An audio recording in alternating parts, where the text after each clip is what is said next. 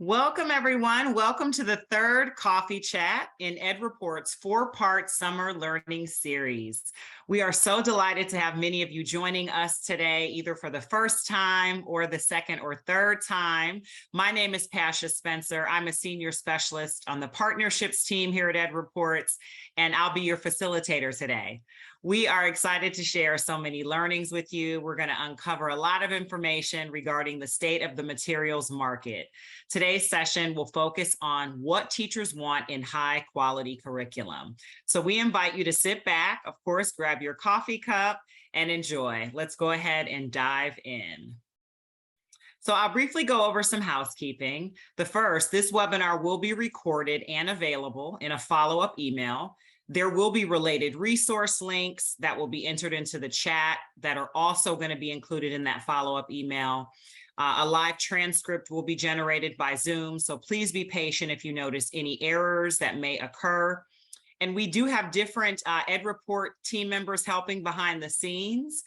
So please, you can use the chat, you can use the Q&A features depending upon your question. For use of the chat feature, feel free to notify the EdReports team if you're having any technical difficulties. And then you can use the Q&A feature to submit content-specific questions throughout the webinar. And be sure to tag at EdReports using the hashtag Materials Matter and hashtag Curriculum Chat on Twitter, and we'll be sure to follow you. So joining us for today's coffee chat, we have three amazing guest panelists. The first is Heather Gauk, who is a special education teacher leader at and an EdReports Clave Fellow. She taught for Grand Rapids Public Schools for over 2 decades. She is a national board certified exceptional needs specialist and organized and led the team that created Innovation Classroom. She was selected as a PBS Digital All-Star and Teach Plus Fellow. We also have Jessie Melgares, who's the Vice President of Teaching and Learning at Alliance College Ready Public Schools, a charter network of 26 middle and high schools serving Los Angeles. He has worked in a variety of capacities, including teaching, being a school administrator, and a director of math. And then lastly, we have Sam Shaw, who is the Director of Science at EdReports. He came to EdReports from the South Dakota Department of Education. He previously served as a middle school science teacher and held positions with the Council of State Science Supervisors. So welcome, Heather, Jessie, Sam. We are so happy that you're here, and I truly look forward to our conversation today. So for our agenda, there are 4 main sections for today's session. You'll hear about EdReports, a little about what we do and our expertise and impact across the country. You'll also hear a background and context about the state of the materials market, as well as details related to the key findings. And then we're going to dig deeper into key findings 3 and 4, and we're going to engage in a panelist discussion with our panelists and then have a Q&A. We will then close with some next steps and what you can expect next week when we close out the webinar. So I'll start with sharing an overview of our mission at EdReports. We work to support educators by providing information and support about high quality instructional materials. And we do this in 2 primary ways. The first is we work directly with educator reviewers who conduct reviews of instructional materials that we provide free of charge, with the goal of building awareness of the quality of aligned materials and what materials are on the market. We also work directly with states and districts to support their work in identifying quality materials for their local context. So our work has a direct influence on being able to make strong local decisions around instructional materials. And as a result, this really feeds into our theory of action. So our reviews allow us to identify what excellence looks like in materials. Those reviews, as well as the direct support for states and districts, enable local educators to demand excellent materials. And we've actually seen the market really respond to that demand by improving materials that they're publishing and releasing for educators to use. And that's something that you've heard throughout this webinar series and that you'll continue to hear about today. We believe that reliable information against quality criteria in a quickly changing marketplace really helps educators make informed purchasing decisions and ultimately improve student learning and outcomes. So our goal is really not to tell you what to do, but rather sharing the voices of educators just like you and empowering you to make great decisions for your classroom, for your district, and for your school. So we're going to move into the reason you're all here. We're going to dig into hearing about the state of the instructional materials market. So I thought it would be great if we start with some background and context.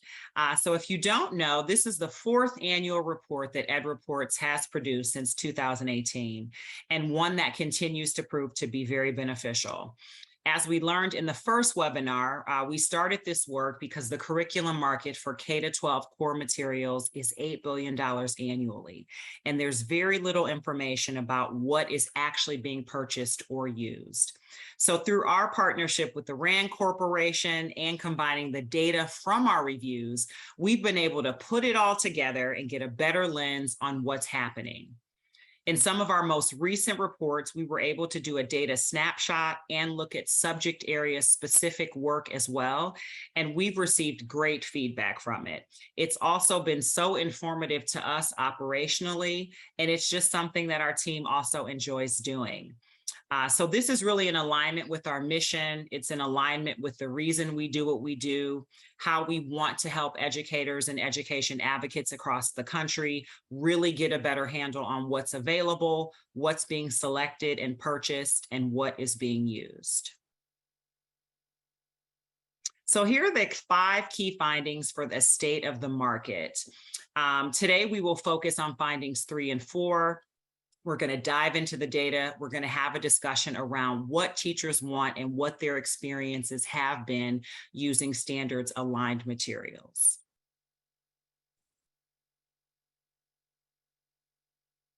So let's start with looking at modifications, which is directly aligned to key finding number 3. First, we will look at how teachers report they modify curriculum. The survey asked the degree to which teachers modify their instructional or their core instructional materials. So this slide represents how educators are using materials when they have them. This is filtered to the group of educators who are using ELA or mathematics instructional materials, grouped by whether those materials are aligned or not. So here we see fairly similar rates of modification. Roughly 1/3 of educators modify half or more of a given lesson, regardless of whether materials are aligned. So for those using unaligned curriculum, this number is not surprising. We have seen in multiple studies, and it also makes intuitive sense that teachers who don't have access to materials that meet their standards are modifying at high rates. For those using aligned curriculum, this raises the questions about the professional learning and guidance teachers receive through their curriculum. For instance, do they know what makes that curriculum high quality? And if there are other aspects lacking in the curriculum outside of alignment that lead educators to modify this often. I'd also like to draw your attention to the 16% that you see in the top right corner. So that represents teachers using unaligned curriculum and making no modifications to lessons. That really shows a real opportunity for immediate impact. If teachers are using the materials in this way, let's get higher quality materials into their hands and into the instruction that students receive. We also want to understand teachers' priorities and perceptions. So for key finding 4, we bring together data from 2 different questions.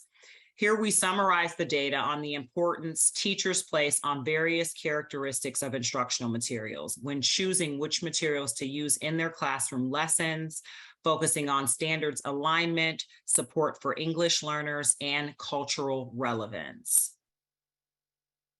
The second slide we draw upon for key finding 4 is the extent to which teachers believe their curriculum materials are adequate in these areas. So to interpret this scale, keep in mind that 7 represents completely adequate, 1 indicates completely inadequate, and then 4 indicates adequate in some ways and inadequate in others. Bringing these questions together, we see nearly all teachers believe standards alignment is somewhat or extremely important, yet less than half of teachers assess their materials to be completely adequate or adjacent on the rating scale. Regarding support for English learners, we see 3/4 of teachers believe this characteristic of their materials to be somewhat or extremely important. Yet only 1/4 of teachers assess their materials to be completely adequate or adjacent on the rating scale.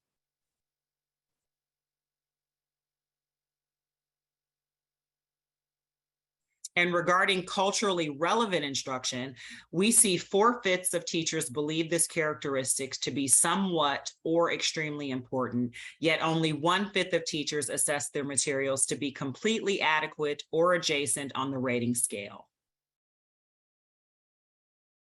So I'm going to sit on this slide for a second as you absorb the data from both findings.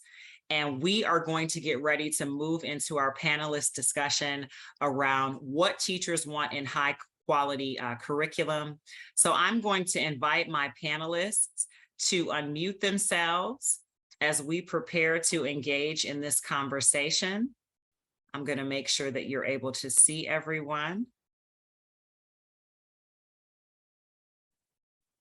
And we're going to dive in. So this first set of questions is going to be about overall reactions to the findings. So Sam, I'm going to start with you. You've worked in the classroom, the central office, and now as someone who leads reviews of curriculum, what were your initial reactions to key findings 3 and 4 that found that regardless of alignment, teachers are modifying materials at similar rates, and that few believe their materials meet student needs when it comes to multilingual learning and culturally relevant content?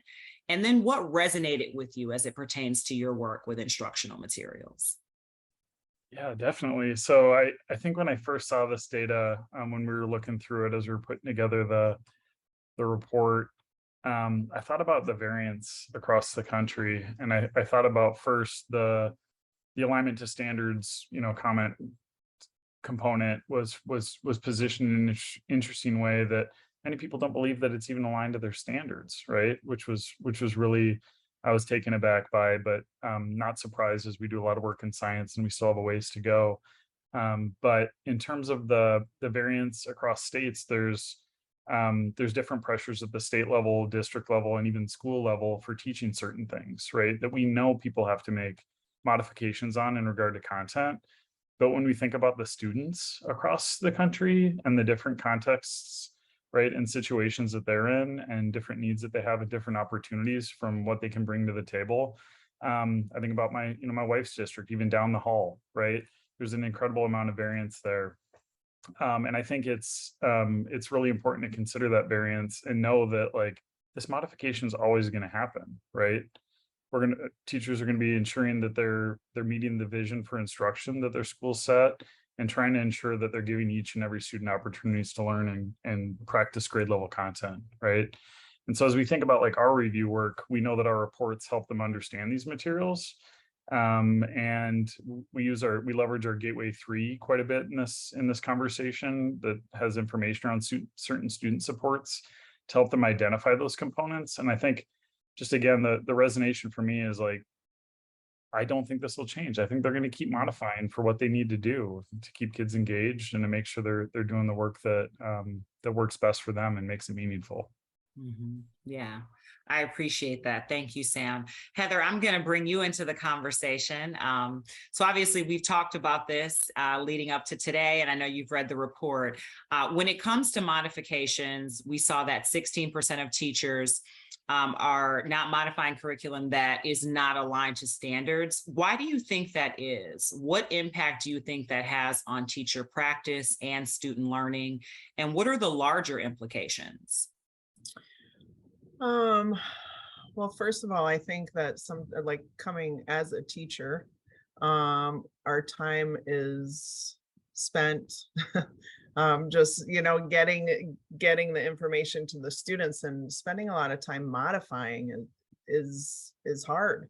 And so there are some teachers who you get your curriculum and you're just doing it. And that's pretty much like, there's so many other things that we're focused on in the classroom too, behavior, or just, things that are going at home with the students.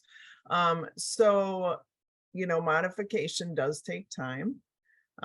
So when we look at what does this, like the implication of this, if the curriculum is not standards aligned, one thing is that we really have, at least in my district, we have a very transient population, and so when they're moving from state to state, then they, if you do have curriculum that is standards aligned, then that'll be a smoother academic transition. Many of the standards evaluate multiple skills with each question. And so this allows for a greater development in critical thinking and problem solving. It forces students to do more than find like just the correct answer.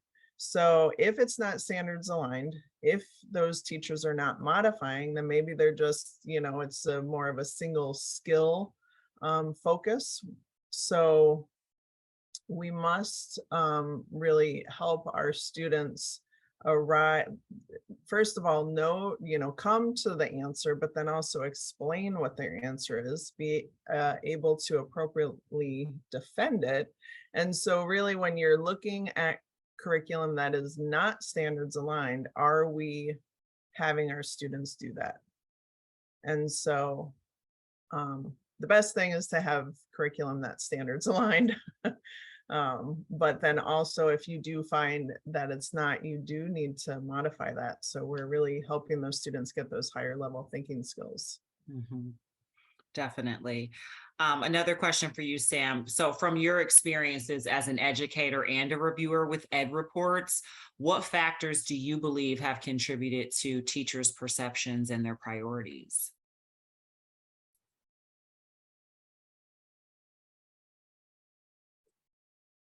So it's been really interesting. I mean, the whole positioning of our gateway system is to try and flip that a little bit. Like we understand and know that usability of materials and supports for students and teachers are so important, which I think aligns to the conversation of the data around them expecting support for multilingual learners and culturally relevant education. And I think that we do that standards check first to see if the content is on set. And often what we hear in conversations with districts is people usually pick what they're used to, right? They pick what they're able to use because we know that the time is so limited, as Heather had mentioned. Making that transition is so tough. But the way that we signal through that work, I think it's really helpful to support some of those perceptions and just ensuring that we're starting with standards aligned.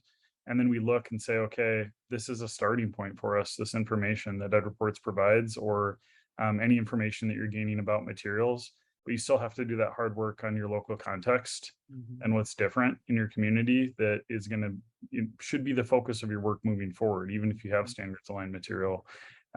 Because I think we've even heard that there's perceptions that, if you pick green, it's perfect, right?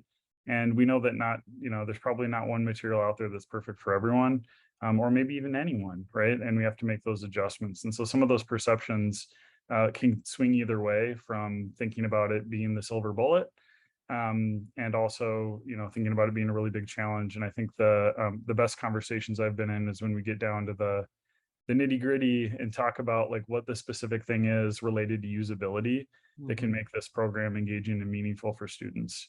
And because that's where I think most people want it to happen, right? They want it to be something that connects with the kids and they can answer that question, why they want to learn, or why are we learning this, right? Definitely, yes. So you mentioned local context. So Jesse, I know you work with educators across Los Angeles. How often would you say they're making adjustments to the materials they're using? And why are they making adjustments? Do you think it's a lack of standards aligned content, culturally responsiveness? What are your thoughts? Yeah, hi everyone. So in our, what we have seen in our walkthroughs over this past school year, what we saw is that we've decreased the amount of curriculum, the fidelity to curriculum implementation. And when we ask teachers and we dig deeper, the thing that we are hearing is that, first of all, students came back from virtual instruction during the 2021 school year, further behind than what we have typically seen. And while the intent is still to, I think what folks are doing is the intent is to build scaffolds and access points to the rigorous level of material. But with students coming in further behind, and with just the amount of time that takes, and the amount of years that it takes, and the amount of development that it takes to get to that degree, and the systems around the school to facilitate that, it's really hard. And so what I think ends up happening at a good intent, with good intention, is we are trying to build access points, but what the actual impact or actual effect is, we're actually lowering down the rigor of the content. And that's something that we are grappling with right now. I think in addition to that, we serve, we have 26 schools. We serve primarily first generation students of color, and the content, while great, doesn't reflect the identities of our kids and our communities. The authors of the texts do not reflect the identities of our kids and our communities. And so I think it comes with good intention, but it's certainly very challenging. Absolutely. Yes. I do agree there. So we're going to move into our next topic: materials meeting and not meeting students' needs and what teachers can do about it. So Sam, another question for you. What are you hearing in the field about the need for materials to be culturally responsive? Yeah, I'd just start with echoing a little bit of what Jesse said about representation being so important. That's one of the first things we hear, just around the initial feel of materials that people can spot almost immediately. I would say the other factor of this, and I might start leaning a little bit into my experience through science education, which I hope can translate. But I think, back to what I said before, the educators I speak with, they're talking about student engagement, that it's meaningful, that it's relevant, right? Being a large focus to achieve some of the challenges that they have in the classroom right now, and to be able to meet individual student needs. And I think there's a link here to the relevance component of science education, where we expect students to bring their identity and interest in the classroom, and that there's time, space, and support for them to actually leverage that, right? To be able to move forward with that information in an authentic way. And I think the materials might not have that time, space, and support right now. And that's what we're hearing, that the scope and sequence of some programs is so strict and rigid that they're not able to do the work they need to do with students in, working on their explanations, right? When they're bringing their evidence forward and talking about their solutions, that they're able to actually deeply embed, how they know, right? What are the ways in the world that they navigate in their communities, and how are they bringing that to the table that helps them make sense of the world as they move forward? Because that's kind of the goal, right, that these educators have, is to help science be helpful to them. And I think that's what I'm hearing, is that it's not currently there in materials, and they need a way to figure that out. And so I think it's like that next step conversation around implementation, where in EdReports, we don't know what's good for each individual district unless we talk to them, unless we really think and hear about that. And I think it's really important that we take that step forward, and one, push on curriculum companies, right, to think about that time, space, and support, to do that work, to make it relevant to students in terms of their relationships to the content, and having their own identity and interests present. But then also thinking about that support and time it takes in professional learning, to help support people to get there. Thank you. Heather, in one of our conversations, you mentioned how the opportunity myth was a huge benefit and value add when kids were not given quality materials. Can you talk to us about in what ways you were able to leverage that resource? Sure. So I base much my work as a Clave Fellow this past year when I came across this piece of research. Mhm. And really, I think one of the things that jumped out at me was students. The finding was that students spent more than 500 hours per school year on assignments that weren't appropriate for their grade and with instruction that didn't ask enough of them. And so that was really the equivalent of 6 months of wasted class time in each course subject. And so coming from 27, I think I've sort of lost track. I'm maybe 28. I think I'm starting my 28th year of teaching special education. I was really focused always on remediation. So I looked at where my students were. I looked at their IEP goals. I said, okay, well, they really don't know their basic math facts. So that's where I need to focus. And of course, that's what I wrote, those basic skills for them. But really taking this year on looking at this piece of, and I believe there's a link or it will be shared in the chat, but the opportunity myth just really had me change my idea of remediation to acceleration. And so really when you look at acceleration, you're looking at the standards, you're looking at the core subject, like what are the major works of each of those standards. And because we don't have time to do it all, what we did this year, and I was part of another group where we really looked and said, okay, where's the major work for this? Because we knew that students were coming in from the pandemic behind. And so really focusing on those the major work for the standards. So that would connect them to their next year, the grade that they were going up to. So my project that I did this past year just really revolved around the findings and how to support them. And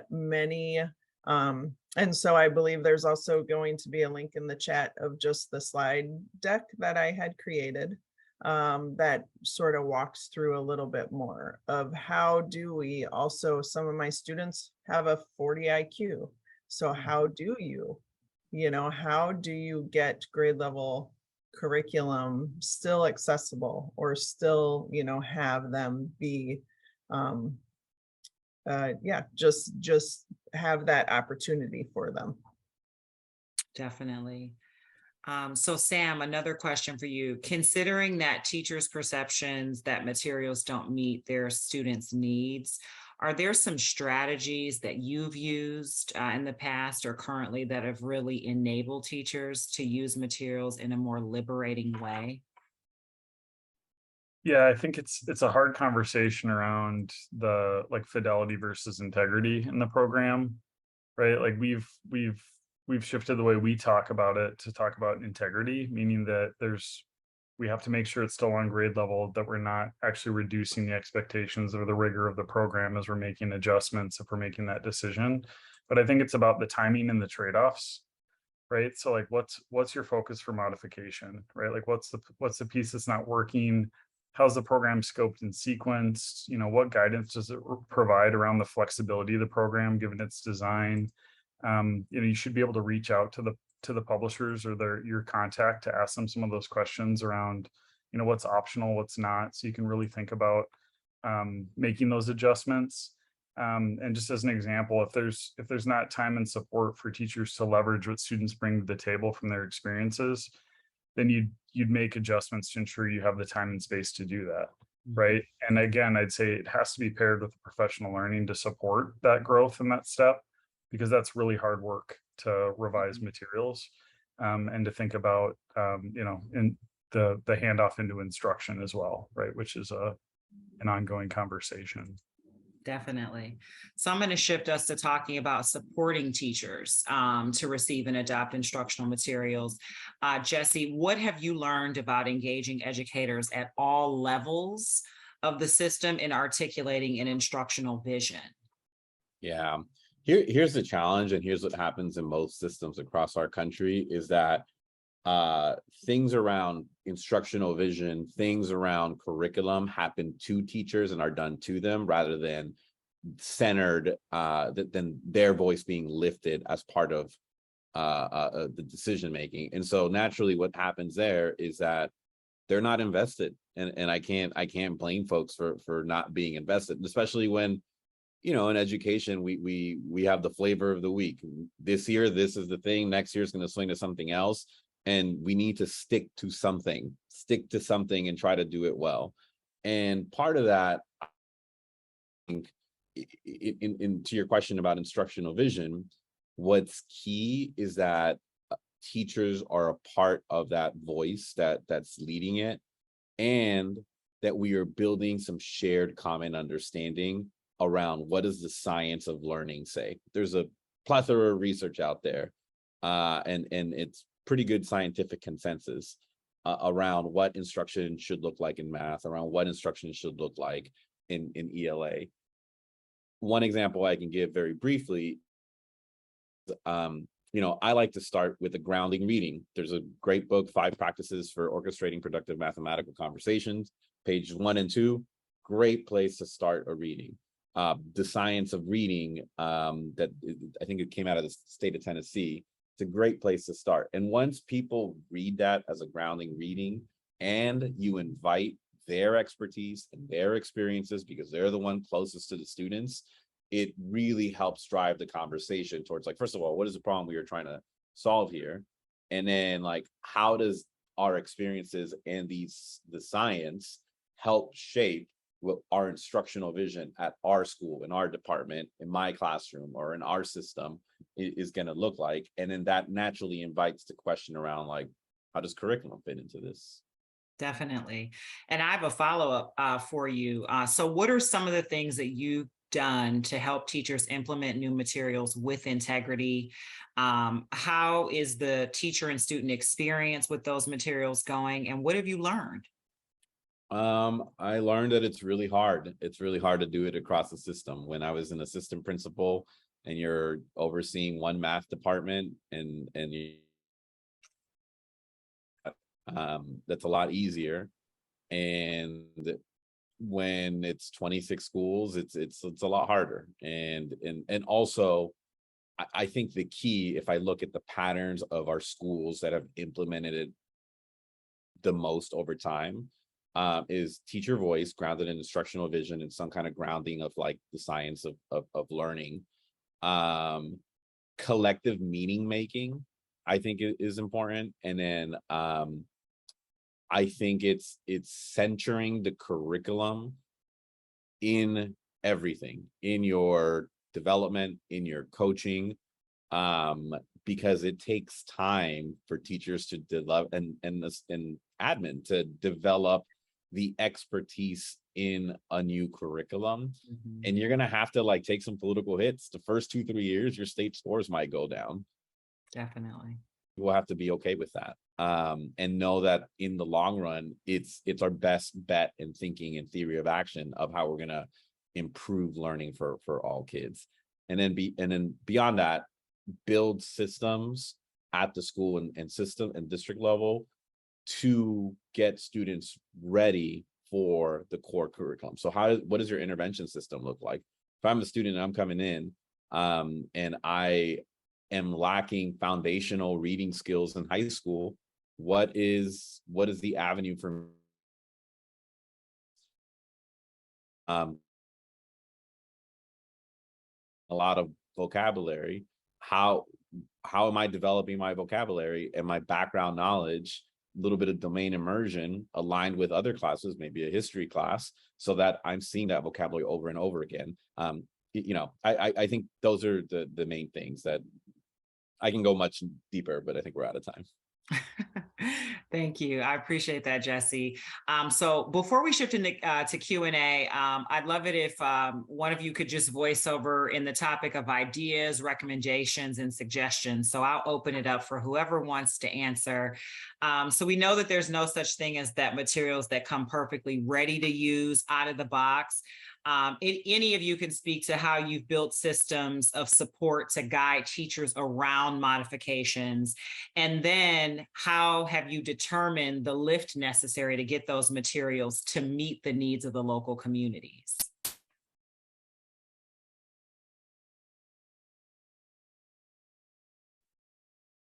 To get us started, I'd just jump in with just a transition from what Jesse was talking about the importance of the instructional vision, just as a foundation, right? Like ensuring that, of course, the teachers are involved in leading that work, but that vision will help determine the importance and help you prioritize, right? Like you can orient to the strengths and weaknesses of a program relative to your vision, which should feed into that longer term plan.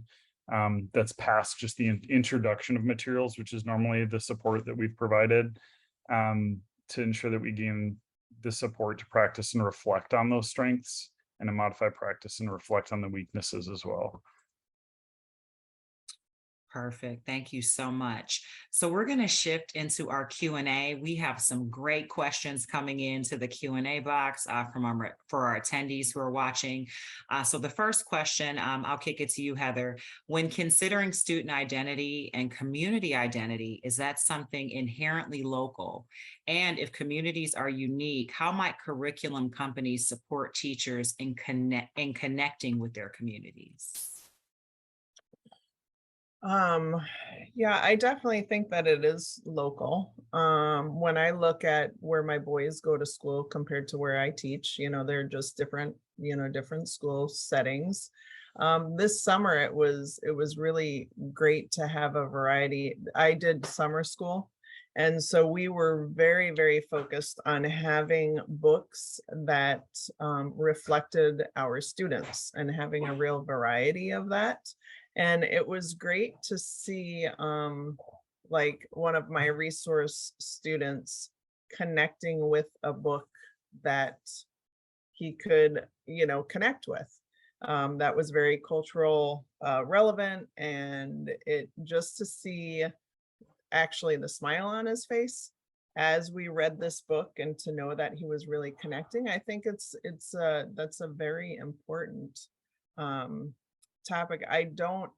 And to also sort of piggyback on, I think what maybe Jesse was saying is that teachers we're not involved in the decision of what curriculum our district is choosing. And so it's sort of like it's a catch-22. It's hard to be in that situation. But I guess we can always pull in other resources into our classroom that can connect with our students. Definitely. Thank you, Heather. Sam, a question for you. How have you embedded coaching and ongoing professional development and support for teachers? And what best practices can you share with us? Yeah, so I think, well, first, I've done some work with this developing science professional learning standards through the Council of State Science Supervisors. We can get that resource included. I'd also encourage you to look at Learning Forward's professional learning standards. They just revised them for 2022. They're pretty fantastic.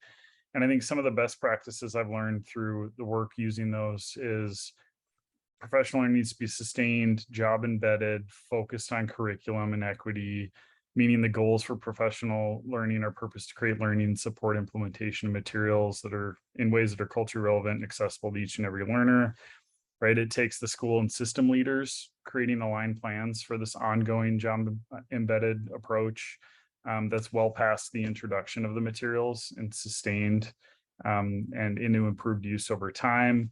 I'd say also the professional learning should look like what and how students learn in that content area.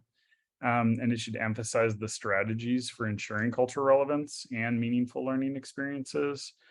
And I think it should also look like operating in cycles, right, of collaborative learning, or examining specific components throughout the year and over the lifespan of the materials, right, continually improving and refining, but also focusing and connecting back to our instructional vision, right, that we have to ensure that we know kind of where we're at and where we're headed.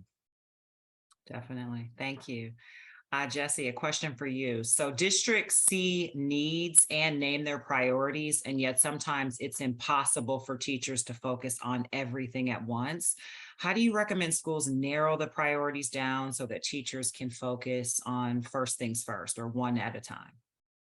I think it's important to start actually with long-term visioning. So in 5 years, and I think this is where having an instructional vision is so important, because if everyone agrees, and this takes time to build this out and build consensus, but if we all have general agreement of in 5 years, this is where we want our English departments to be, this is where we want our math departments to be, and we have a full kind of like long-term, what does that look like in 5 years from now, you can backwards plan what can you do year 1, year 2, year 3, year 4, year 5, and know that the long-term game, and we're going to focus on this narrow set of priorities this year. We're going to resist the urge of whatever new buzzwords coming out of education.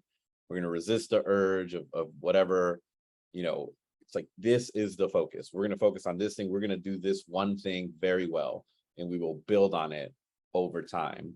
But we know what their long-term game is, and we know that what we are doing, we're okay taking the hits on everything else, because we're going to do this thing very well, and it's going to build on each other. And that is, I think, very difficult for a variety of reasons to do. But the people that I've seen that do it best over the long term, that's how they build it. Excellent. And I think we have time for one last question. So Heather, I'm going to give this one to you. To what extent do teachers have the autonomy to be creative in their teaching practice and not feel as if their creativity is stifled when they're using standards aligned curriculum? I think that really comes from maybe your district, and what we're allowed to do. Now, coming from a 28 years of teaching, I know that I think every teacher, we do what's best for our students. So I think that, creativity is very important, but the autonomy is given to us if we're allowed it. So it's sort of, I can speak to my district, and we are given that allowance of creativity. I think going also on like sort of talking about the time frame or how much time we have. And I was trying to find it, but there's this really great resource, and maybe later I'll be able to. And I think it's like Raise the Bar or something, where it's the cohesive, like the alignment of the standards. I do know I'll be able to get this to you if you don't have it, but it is something we use for EdReports. And maybe having like being able to see how they connect from grade level to grade level, and sort of talking about the major work of the standards. If we can focus in and say, oh my gosh, we don't need to, do all of this in a year, but we need to focus in on that major work, that might give us a little bit more feeling as a teacher to say, okay, I can be creative. I can focus, as long as I'm focusing in on what the students need for that grade level. I can bring in some creativity into my teaching. Excellent. All right. Well, with that, I thank you so much for this amazing conversation. I certainly wish that we could continue, but as you can see, we are going to continue. We close this series next week on the 11th, same time. And we will be moving into key factors for implementing a high quality materials with integrity. So please join us for that. We will have 3 new panelists for that session as well. You can reach out to me or any member of our partnerships team at the email address that you see at the top of the screen. You can also feel free to reach out to me directly at the email listed below my picture. As I stated earlier, there will be a follow-up email sent after today's webinar, but we'd love to continue the conversation and to engage with you more. And here is how you can continue the conversation with EdReports. We also like to learn just more about your work and explore opportunities of working together. So you've heard a bit about what we do and our expertise and our impact across the country. And so we invite you to reach out. EdReports supports districts in a variety of ways, one of which is building awareness to help with deepening your understanding of instructional materials in the landscape. If you are trying to signal quality, you need help with developing in certain resources to help you do that with your materials, as well as like our review tools, the support that we do for states and districts, and the criteria that we create, and then just helping you with your adoption process. We're able to provide critical support and expertise to states and districts, as I stated before. So these are 4 ways that you can certainly continue to work alongside us, and we certainly customize our support based upon your individual needs. So with that, thank you so much for attending today's session on the state of the instructional materials market, specifically what teachers want in high quality curriculum. And we look forward to seeing you next week.